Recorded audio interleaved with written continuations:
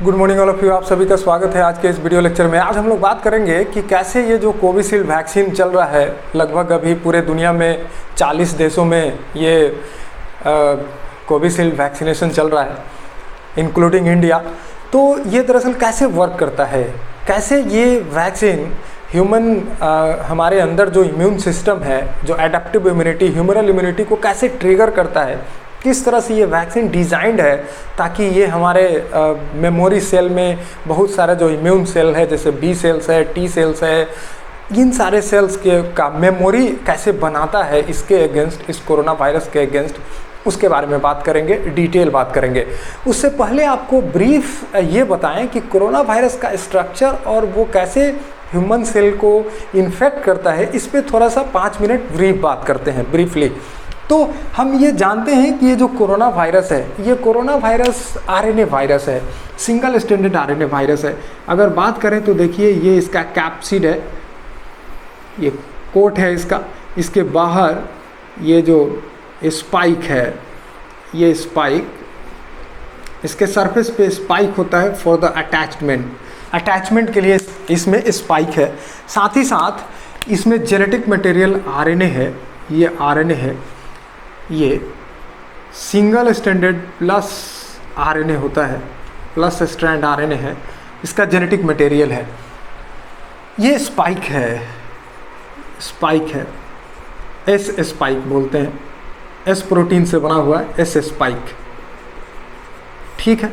ये दरअसल corona virus, novel corona virus का जेनेटिक मटेरियल के बारे में बात करें, आरएनए वायरस है, सिंगल स्ट्रैंडेड आरएनए वायरस है।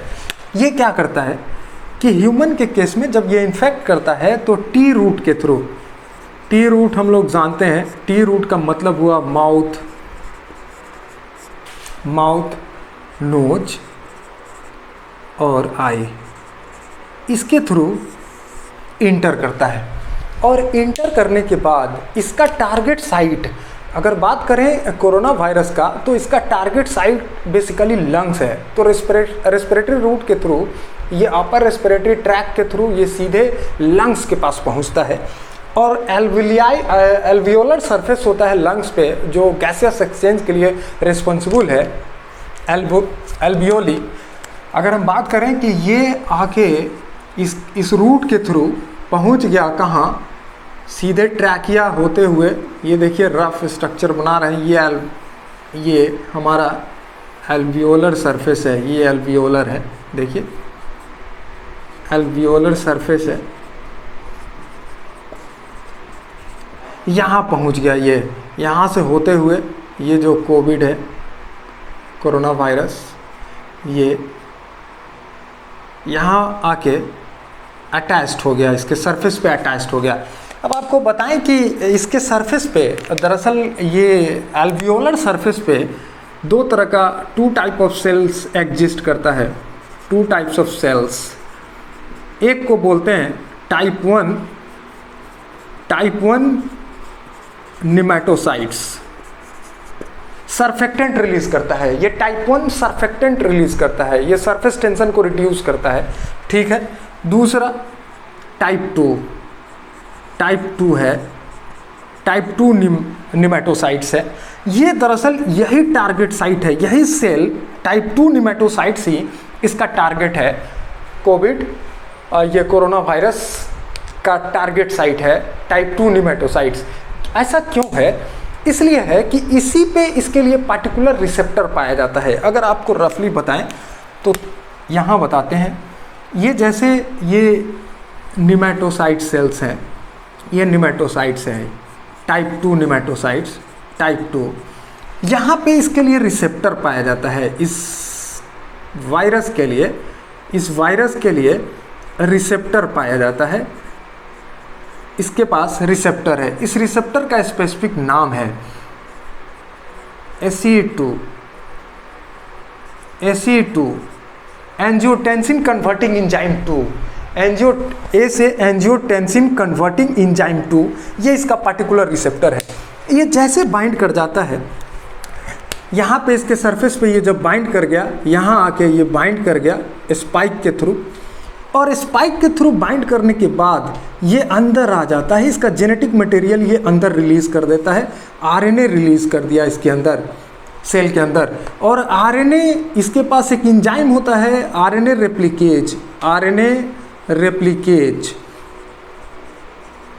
ठीक है। इस आरएनए रेप्लिकेज के मदद से ये रेप्लिका बनाता है अपने जेनेटिक मटेरियल का, और इसके बाद ट्रांसक्रिप्शन ट्रांसलेशन होने के बाद कंप्लीट विरियॉन्स बनाता है, जिसको हम लोग ये कंप्लीट विरियॉन्स बना लिया। जो ये वायरस है, ये कंप्लीट विरियॉन्स है, पूरा उसमें प्रोटीन, ये वायरल प्रोटीन, कोट प्रोटीन, ये सारा प्रोटीन बना के ये पूरा कंप्लीट वायरस असेंबल्ड कर लेता है, ठीक है।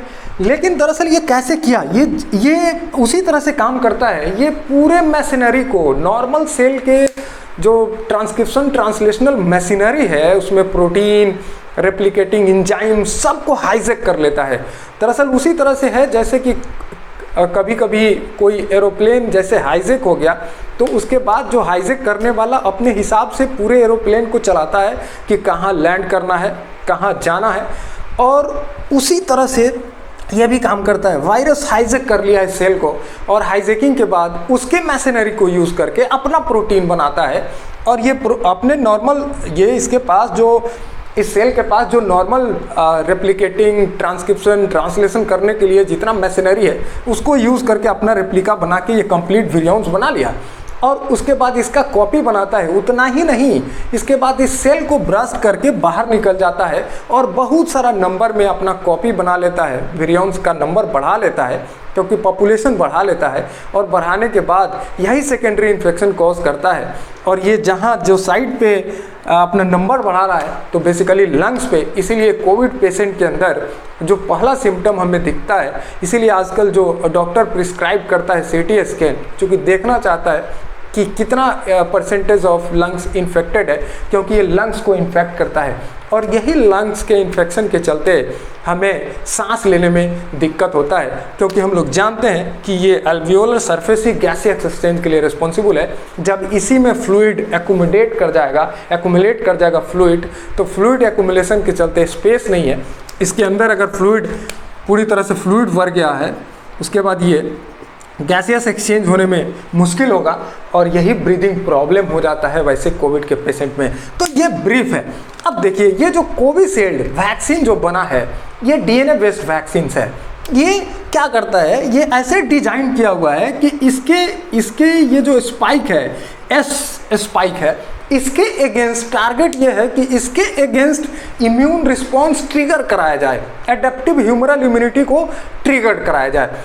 और एक्चुअली वैक्सीनेशन के फॉर्म में इस तरह से डिजाइंड है कि जब ऐसे डिजाइन है जो हम लोग अभी देखेंगे कि जब हम लोग को दिया जाता है वो वैक्सीन, तो हमारा इम्यून सिस्टम पहले से उसके ऐसे रीड कर लेता है इसको, और जब दूसरी बार जब किसी तरह के इस वायरस का अटैक होगा, तो उसको पहले से ये मेमोरी बना के रखता है, पहचानता है, उसके अगेंस्ट एंटीबॉडी बना के रखे हुए है, इमीडिएट न्यूट्रलाइज कर देता है। और वैसे कोविड पेशेंट को पता भी नहीं चलता है कि इन्फेक्शन हुआ है वायरस का।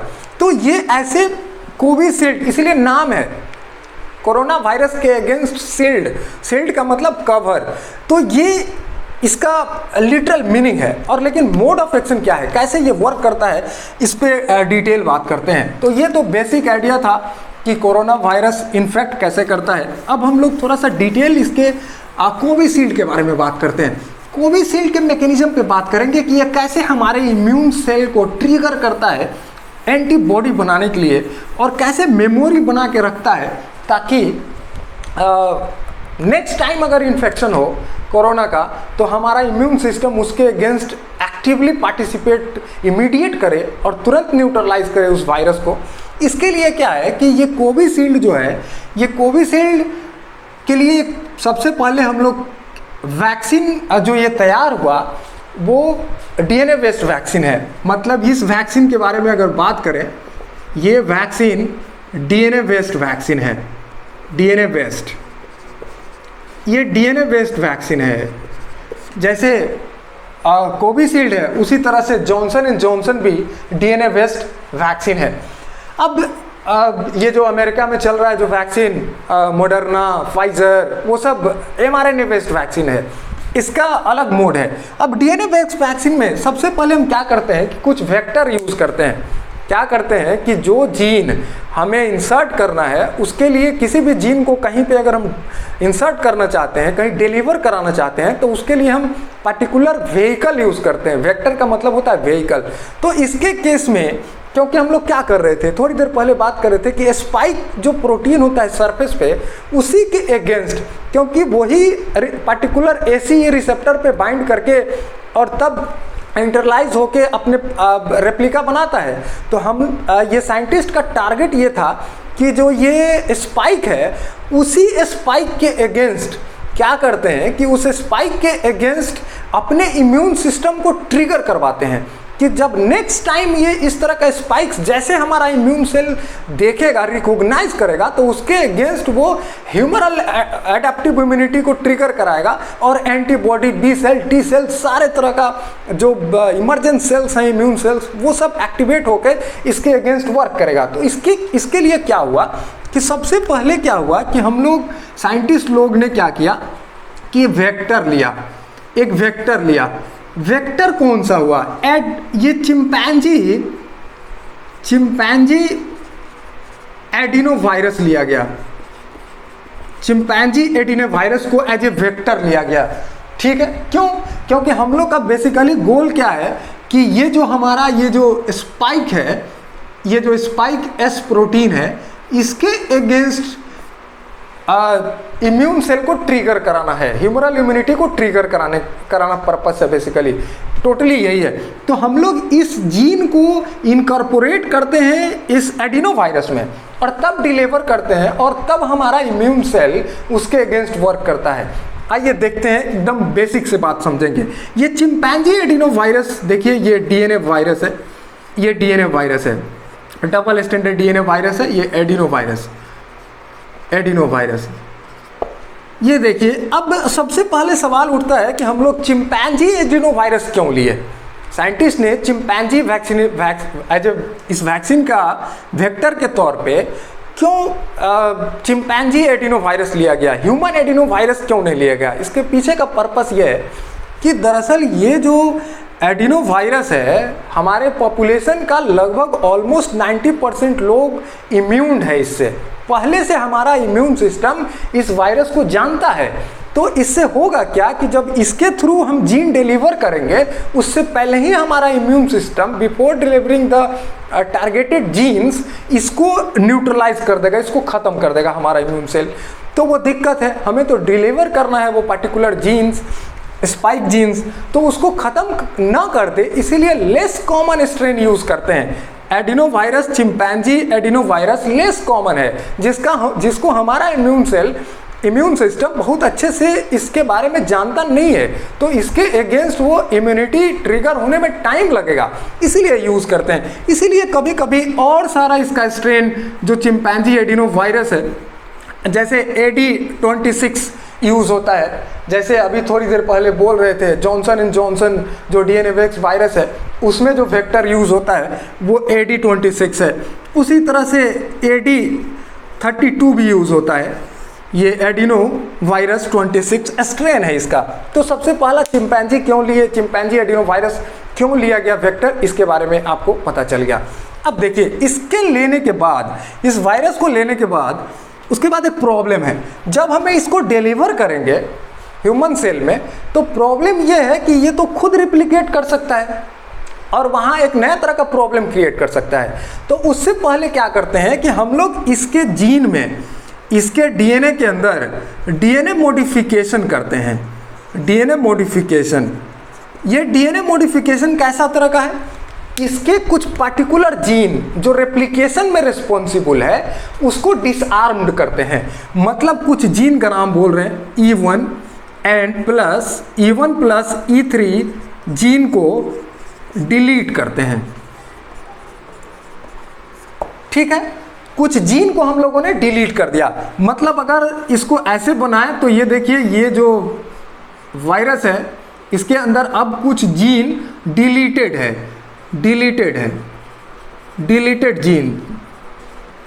अब ये डिलीटेड जीन से क्या होगा कि अब जब हम होस्ट में इसको डिलीवर करेंगे तो ये रेप्लिकेट नहीं करेगा, ये सबसे बड़ा बात। तो दो पॉइंट याद रखना है कि ये चिंपैंजी एडिनोवायरस क्यों लिए, इसके बारे में ब्रीफ बात आपसे कर दिए। साथ ही साथ इसमें मॉडिफिकेशन करते हैं इसके डीएनए में, ठीक है। और इसके डीएनए में मॉडिफिकेशन कुछ इस तरह का करते हैं कि सबसे पहले हम इसको डिलीट करते हैं, कुछ पर्टिकुलर सेगमेंट के जीन को डिलीट करते हैं। अब उसके बाद क्या करते हैं कि इस एडिनोवायरस को, ये एडिनोवायरस दरअसल क्या करता है, ये जो एडिनोवायरस है, एडिनोवायरस, इस एडिनोवायरस में हम लोग एक और काम करते हैं। ये दोनों होने के बाद इसमें कुछ जीन इनकॉर्पोरेट करते हैं।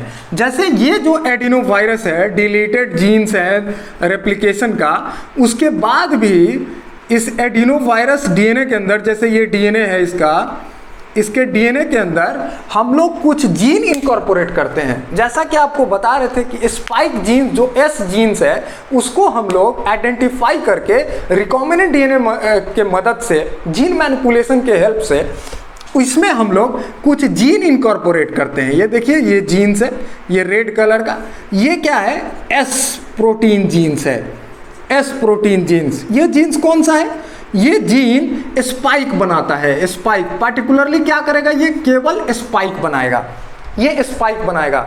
वही जीन आइसोलेट किए हैं जो केवल स्पाइक के लिए है। क्यों? क्योंकि हम लोग का इस वैक्सीन कोविशील्ड का पर्पस ये है, इसका पर्पस ये है कि हम केवल जो वो रिसेप्टर है, रिसेप्टर ACE2 से जो इसका जो स्पाइक बाइंड करता है, उस बाइंडिंग को इस तरह से इस जीन को इनपोरेट, वही जो स्पाइक जीन्स है उसी को मैनिपुलेट करके इसमें इनकॉर्पोरेट करते हैं, ठीक है। अब क्या होगा, इसके बाद क्या करते हैं कि हम लोग टिश्यू, जब हम ये वैक्सीन एडमिनिस्ट्रेशन, ये जब टिश्यू के अंदर इन्फेक्ट करते हैं, ये टिश्यू, जैसा कि देखिए ये wide range of tropism show करता है एडिनोवायरस। ये बहुत इंपॉर्टेंट बात है, वाइड रेंज ऑफ ट्रोपिज्म, ये एक टर्म है। वाइड रेंज ऑफ ट्रोपिज्म का ये मतलब हुआ कि ये वैरायटी ऑफ सेल्स को इन्फेक्ट और साथ ही साथ उसके साथ बाइंड कर सकता है। वैरायटी ऑफ सेल्स, ये स्पेसिफिक नहीं है कि पर्टिकुलर सेल के साथ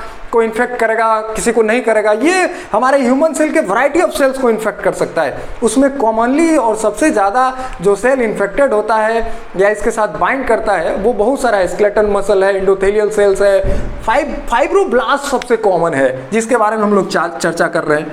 ये जैसे फाइब्रोब्लास्ट सेल्स है, जैसे ये फाइब्रोब्लास्ट के बारे में आपको बताएं कि ये एक्स्ट्रा सेलुलर मैट्रिक्स में पाया जाने वाला सेल्स है, कॉमन सेल्स है फाइब्रोब्लास्ट। इस फाइब्रोब्लास्ट के सरफेस पे एक रिसेप्टर होता है, इसके सरफेस पे एक रिसेप्टर है जिसके बारे में आपको बताना चाहिए। इस रिसेप्टर का नाम है कार रिसेप्टर, ठीक है। ये कार रिसेप्टर है, इस रिसेप्टर का नाम है car receptor, CAR, car receptor. देखिए इस कार रिसेप्टर, ये कार रिसेप्टर के साथ हमारा ये जो मॉडिफाइड एडिनोवायरस है ये आके इसके साथ बाइंड कर जाता है इसके सरफेस पे। इसके लिए एफिनिटी शो करता है, इसके साथ ये बाइंड कर गया, ठीक है। इसके साथ ये बाइंड कर गया। इससे पहले आपको एक बात चूंकि ब्रीफ में कर रहे थे इसलिए बताया नहीं कि जो ये वायरस है, चूंकि ये जो हमारा ये कोविड का जो कोरोना का जो वायरस था वो तो सिंगल स्टैंडर्ड था, तो उस सिंगल स्टैंडर्ड वायरस को इसको इनकॉर्पोरेट करने से पहले हम लोग रिवर्स ट्रांसक्रिप्टेज एंजाइम से इसको हम लोग डबल स्टैंडर्ड में कन्वर्ट करते हैं और तब इसको यहाँ इनकॉर्पोरेट करते हैं। तो वो बेसिक बात एक्चुअली हम लोग इस तरह से वीडियो बनाना चाह रहे हैं, ये लेक्चर करना चाह रहे हैं जो थोड़ा सा साइंस बैकग्राउंड के नहीं भी हो तो उनको समझाने के लिए तो बहुत सारा साइंटिफिक टर्म यूज़ करना उचित नहीं समझ रहे हैं। तो ये जैसे ये कार रिसेप्टर एक है जिसके थ्रू ये बाइंड कर जाता है, बाइंड करने के बाद ये अंदर आ जाता है। ये देखिए ये अंदर आ गया, ये अंदर आ गया और ये लिए हुए है वही, इसके पास जीन्स हैं किसके लिए, ये रेड कलर का जो जीन्स है ये स्पाइक के लिए इसके पास जीन्स है। ये अंदर आया और इसके लिए स्पाइक के लिए जीन्स हैं। साथ में हमारा जो नॉर्मल सेल है उसका अपना भी जेनेटिक मटेरियल है, ठीक है। अब क्या करता है ये जैसे यहाँ आता है अंदर, अंदर क्या है कि इसके लिए इसके सरफेस पे जो कोट है वहाँ से हाइड्रोजन पंप अंदर के तरफ इसके अंदर होने लगता है, और ये क्या करता है कि एसिडिक इन्वायरमेंट कॉज हो जाता है, और एसिडिक इन पीएच के चलते, ये लो पीएच के चलते इसका जेनेटिक मटेरियल बाहर की तरफ रिलीज हो जाता है। मतलब जो हमारा ये जो डीएनए है, ये जो रिकॉम्बिनेंट डीएनए है, ये बाहर की तरफ आ गया। ये देखिए ये डीएनए, और हमारा स्पाइक के लिए जो जीन्स है वो इनकॉर्पोरेट है। देखिए ये स्पाइक के लिए जो जीन्स है, ये स्पाइक जीन्स है, एस प्रोटीन जीन्स, ये इनकॉर्पोरेटेड है। लेकिन एक बात आपको, इंपॉर्टेंट बात आपको बताएं कि ये इपिजोमल स्टेट में एग्जिस्ट करता है। इपिजोमल का क्या मतलब है बताते हैं। इपिजोमल स्टेट में एग्जिस्ट करता है मतलब ये ये इसका मतलब ये हुआ कि ये बेसिकली ये इनकॉर्पोरेट इसमें नहीं करता है, ठीक है। ये खुद रेप्लिकेट करता है, सेल्फ रेप्लिकेटिंग है। ये आके इसके मेन जीनोम में इनकॉर्पोरेट नहीं होता है। दरअसल क्या है कि जैसे कोई भी प्लाज्मिड, बैक्टीरियल प्लाज्मिड कैसे ऑटोनोमस रेप्लिकेट करता है, इसमें मेन जीनोम में आके रेप्लिकेट नहीं, इनकॉर्पोरेट नहीं होता है, रिकम्बाइन नहीं करता है, उसी तरह से ये रिकम्बाइन इसके साथ नहीं करता है। अब ये रिकम्बाइन नहीं करता है तो क्या होगा ये देखते हैं आगे। ये क्या करेगा कि रिकम्बाइन नहीं होने से क्या होगा कि ये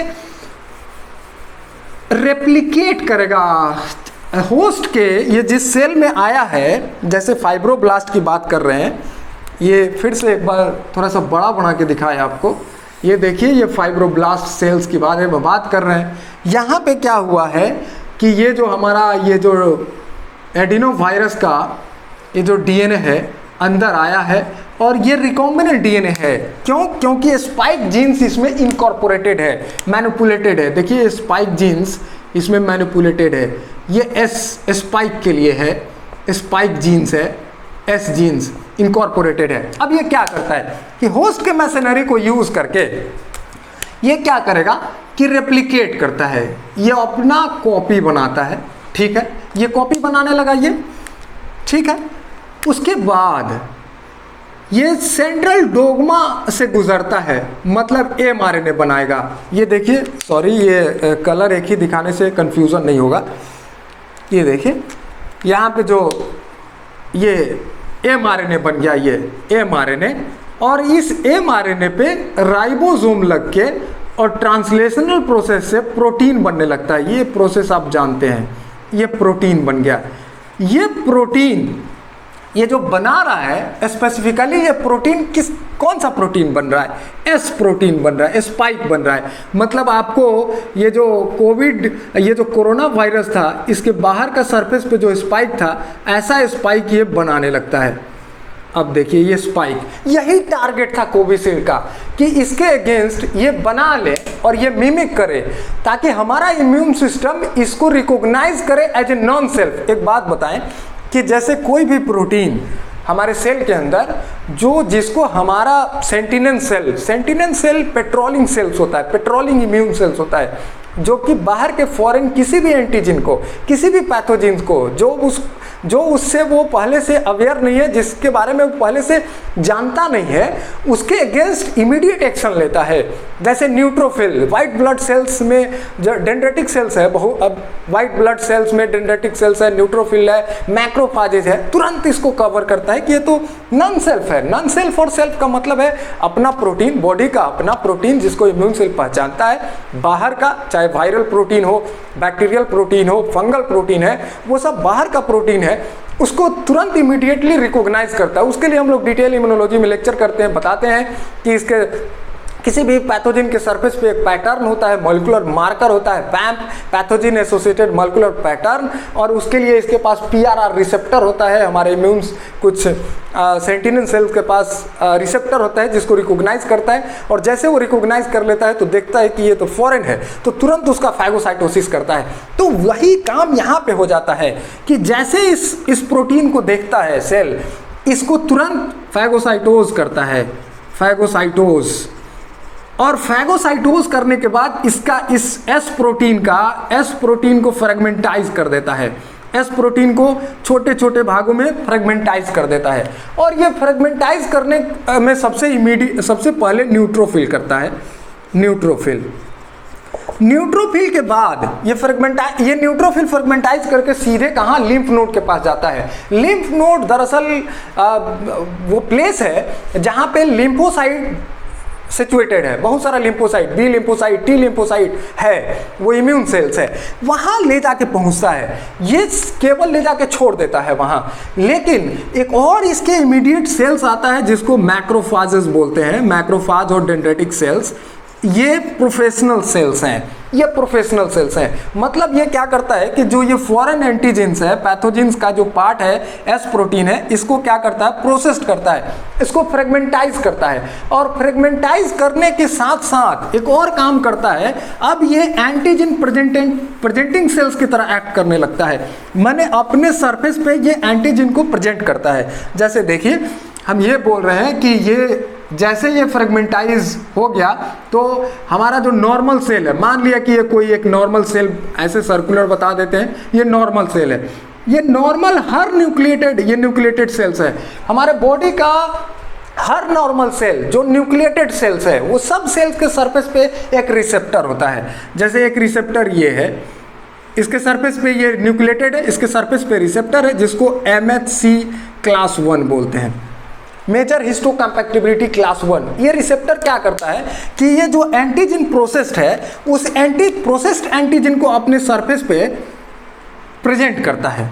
ठीक है, ये सरफेस पे प्रेजेंट करता है। ये प्रेजेंट करता है, इसलिए प्रेजेंट करता है ताकि कुछ स्पेशल टाइप ऑफ सेल्स को अटैच्ड बाइंड करा सके। और वो सेल्स कौन सा है? एक सेल है जिसको बोलते हैं cytotoxic T cell, TC cell, cytotoxic T cell. इसके सरफेस पे भी एक रिसेप्टर होता है जिसको बोलते हैं TCR, T cell receptor.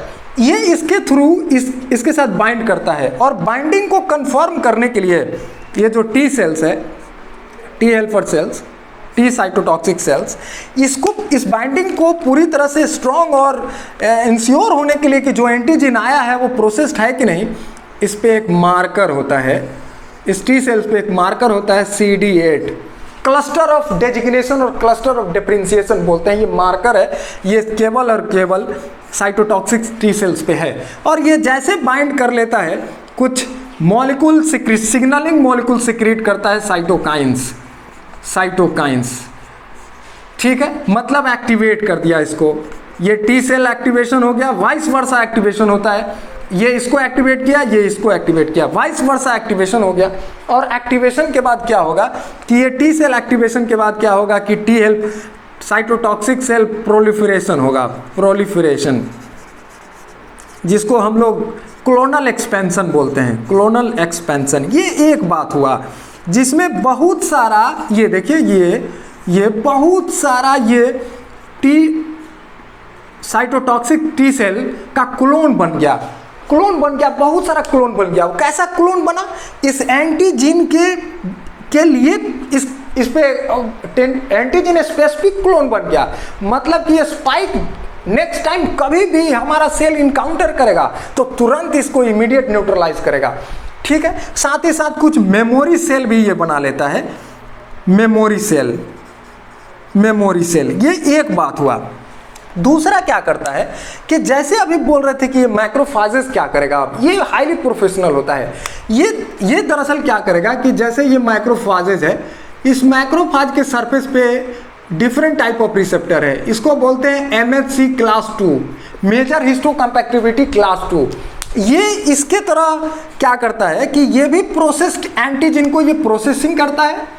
Antigen APC का मेरा एक लेक्चर है, आप अगर देखना चाहते हैं प्रोसेसिंग और प्रेजेंटेशन का डिटेल लेक्चर तो आप देख सकते हैं। तो ये प्रेजेंट करता है इसके सरफेस पे MHC2, और ये प्रेजेंट करके ये भी एक स्पेशल सेल को इनवाइट करता है बाइंड करने के लिए, उसको बोलते हैं टी हेल्पर सेल। और ये टी हेल्पर सेल है, ये टी हेल्पर TH2 सेल्स को।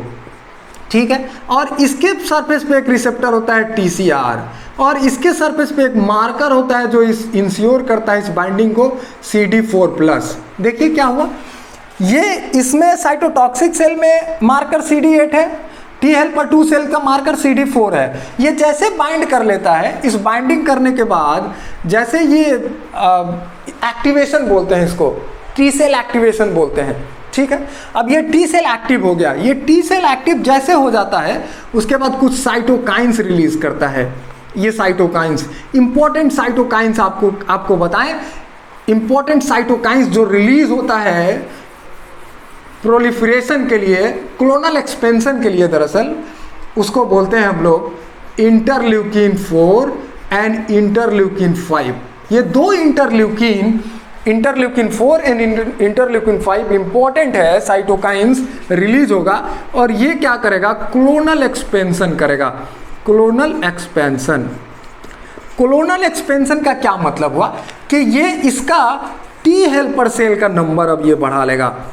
टी हेल्पर सेल, बहुत सारा टी हेल्पर सेल बन जाएगा। टी हेल्पर 2 सेल है, TH2, TH2, ये टी हेल्पर सेल, इस पर रिसेप्टर नहीं ड्रॉ कर रहे हैं, देखिए ये बहुत सारा कॉपी बना लिया, लाख के संख्या में लगभग कॉपी बना लेता है। ये अलग बात है कि आगे हम लोग पढ़ते हैं, इसमें मैचुरेशन होता है, साथ ही साथ सिलेक्शन भी होता है कि कौन सा हाईली स्पेसिफिक एंटीजन के लिए उसको मैचुरेशन स्टेज से ये गुजरता है। खैर उस पर बात नहीं करेंगे, हम लोग बेसिकली केवल ये बोल रहे हैं। तो देखिए ये T helper cell clonal expansion किया और इसी क्लोनल एक्सपेंशन में कुछ मेमोरी सेल भी बना लेता है। ये मेमोरी सेल, ये मेमोरी सेल क्योंकि ये मेमोरी सेल क्या है कि नेक्स्ट टाइम फिर से इस तरह का एंटीजन, ये किस तरह का एंटीजन है, जब ह्यूमन सेल को मिलेगा तो हमारा इम्यून सेल इसको पहले से पहचानता है और इसके अगेंस्ट इमीडिएट वर्क करता है। यही कोविशील्ड का मेन पर्पस था कि इस तरह से हम लोग ऐसे मेमोरी बना के रखें, ऐसे मेमोरी बना के रखें कि ताकि इस तरह का स्पाइक प्रोटीन कभी भी इंटर करे बॉडी के अंदर या एंट्री से पहले ही इसको न्यूट्रलाइज कर दे हमारा एंटीबॉडी। अब इसके बाद क्या होता है कि T helper cell, cytotoxic T cell, ये सारा सेल, ये सब क्या होगा, इसके बाद ये बी सेल में कन्वर्जन होगा। इसका डिटेल बात अभी नहीं करेंगे, इसका कोई यहाँ, ये बी सेल, क्योंकि लेक्चर लंबा हो जाएगा, ये बी सेल में कन्वर्ट होगा और ये बी सेल एंटीबॉडी बनाएगा। देखिए ये एंटीबॉडी बनाएगा, एंटीबॉडी, ठीक है, ये एंटीबॉडी है, एंटीबॉडी। और ये जो एंटीबॉडी जो बना है ये हाईली स्पेसिफिक एंटीबॉडी है। एंटीबॉडी कैसा है, ये एंटीबॉडी है एंटी एस प्रोटीन एंटीबॉडी, मतलब कि ये जो स्पाइक है, ये जो स्पाइक है इसके अगेंस्ट ये हाईली ये है कि ये तुरंत बाइंड करा लेगा। इस अपने पैराटोप पे, इस पे एक स्पेसिफिक रीजन होता है पैराटोप, इस पैराटोप पे तुरंत इसको बाइंड करा लेगा और इसको न्यूट्रलाइज कर देगा, इस वायरल कंपोनेंट को। तो ये पूरे वायरस को न्यूट्रलाइज कर देगा और वायरस को इरेडिकेट कर देगा। तो इस तरह से ये नॉर्मल पिक्चराइजेशन है दरअसल कोविशील्ड के काम करने का। अब कोविशील्ड में एक्चुअली अगर एक लाइन और आगे बताएं कि ये कैसे फिर क्या हुआ कि अगर नेक्स्ट टाइम जैसे वैक्सीन हमें मिला, और क्या होगा कि जब हमें वैक्सीन मिला है तो इसका मतलब है कि हमारे अंदर इसके अगेंस्ट एंटीबॉडी बन गया है, इस कोविड के अगेंस्ट एंटीबॉडी बन गया है। तो क्या होगा कि जैसे देखिए ये फिर से ये कोरोना वायरस आया, हमारे सेल पे आया, ये सेल में इन्फेक्ट करना चाहता है, उससे पहले क्या करेगा कि जो ये इसके अगेंस्ट एंटीबॉडी बना है, जो हाईली स्पेसिफिक एंटीबॉडी है, इस स्पाइक को न्यूट्रलाइज कर देगा। देखिए इसे न्यूट्रलाइज कर दिया, मतलब क्या हुआ कि ये ब्लॉक कर दिया, फर्दर अटैचमेंट होगा ही नहीं, अंदर जो AC2 रिसेप्टर है लंग्स का, उससे बाइंड करेगा ही नहीं, तो फिर फर्दर इन्फेक्शन का कोई चांस नहीं है।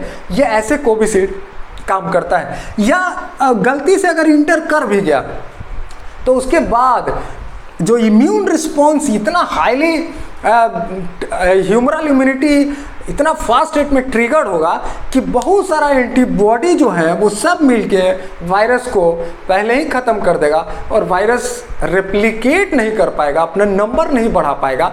और वायरस जब अपना नंबर नहीं बढ़ा पाएगा तो बहुत सारा इफेक्ट, साइड इफेक्ट जो लंग्स पे जो दिखता है, वो एल्वियोलर सरफेस पे जो गैसेस एक्सचेंज ब्लॉक होता है, ये फ्लूइड एक्यूमुलेशन के चलते वो होगा नहीं।